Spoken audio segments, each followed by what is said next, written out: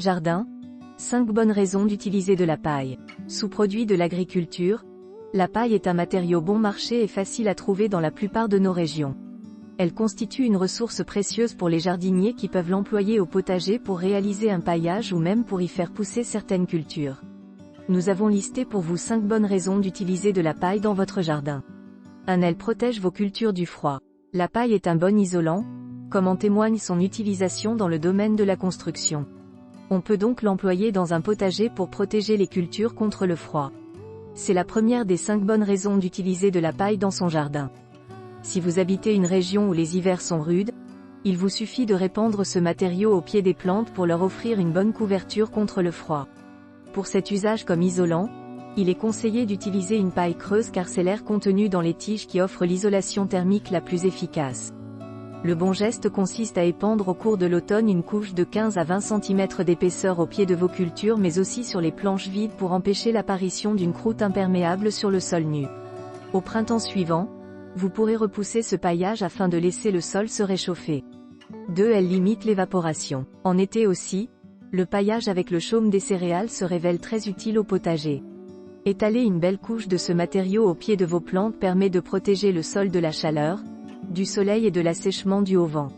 C'est la deuxième des 5 bonnes raisons d'utiliser de la paille dans votre jardin. Le paillage permet de limiter l'évaporation de l'eau de pluie et de l'eau d'arrosage et de maintenir l'humidité au pied de vos plantes. Pour ce faire, vous devez répandre au sol une couche très épaisse d'au moins 20 cm d'épaisseur. Quand le potager souffre de la canicule estivale, pailler est un réflexe écologique essentiel pour économiser l'eau au jardin et aider vos plantes à survivre dans les périodes de sécheresse et de restriction d'arrosage. 3. Elle favorise la biodiversité au jardin. Une autre bonne raison d'utiliser de la paille dans votre jardin est que ce matériau offre un abri pour de nombreuses espèces, y compris des insectes auxiliaires, c'est-à-dire des insectes utiles qui défendent vos cultures des ravageurs. En formant une couche protectrice sur le sol, cette matière protège aussi les organismes vivants qui améliorent votre terre comme le ver de terre par exemple. Elle contribue donc à maintenir un sol fertile et vivant. Grâce à cette protection contre les aléas climatiques tels que le vent, le gel ou la chaleur, la biodiversité pourra s'épanouir dans votre potager, ce qui est bénéfique pour la planète autant que pour vos récoltes. Comme toutes les formes de paillage, cette couche de chaume permet aussi de limiter le développement des mauvaises herbes ou, du moins, des plus petites d'entre elles. Pailler le sol permet donc de réduire la corvée du désherbage. 4. Elle enrichit le sol en se décomposant. En plus de constituer un bon paillage aux multiples avantages, la paille contribue à enrichir votre sol quand elle se décompose. Contrairement à d'autres matériaux utilisés comme paillis, il s'agit d'une matière sèche qui ne risque pas d'entrer en fermentation.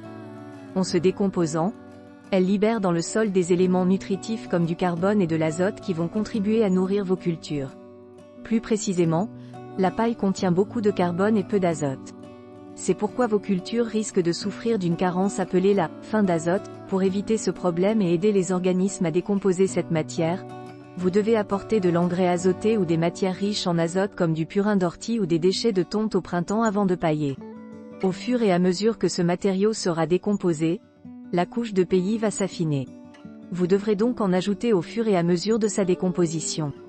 5. Elle peut servir de support de culture. La dernière des 5 bonnes raisons d'utiliser de la paille dans son jardin est de protéger vos fruits et légumes du contact direct avec la terre.